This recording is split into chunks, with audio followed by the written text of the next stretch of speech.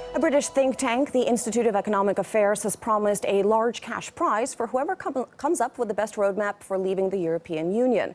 Prime Minister David Cameron has pledged to hold a referendum on Britain's future in Europe if his party is re-elected. RT's Polly Boiko has the story.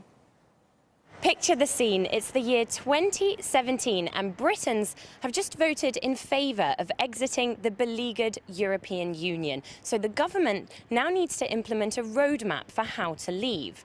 That's what the UK's Institute for Economic Affairs think tank is asking economists to imagine in order to come up with the best blueprint for Britain's potential exit from the European Union.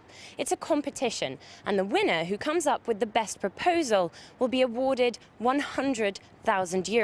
Well, to talk about the challenge, I'm joined by Dr. Richard Wellings from the Institute for Economic Affairs. Dr. Wellings, why launch the competition now? It's 4 years until the referendum, and even so, Britons might vote to stay in the European Union at that point. That's true, but I mean, it's such an important issue that it's important that economists start thinking about the consequences of Britain potentially leaving the EU.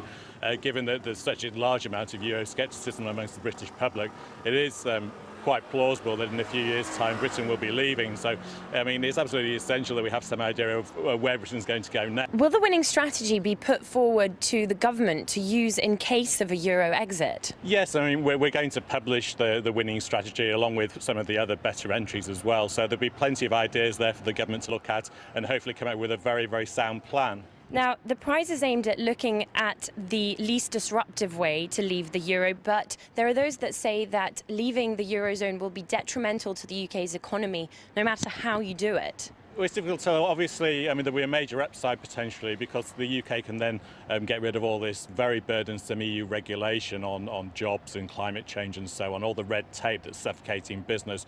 But obviously, a key to this is whether we retain very strong free trade links with the rest of Europe. That's absolutely essential that we have great free trade links with Europe and the rest of the world. That will be the key to the UK success in the future.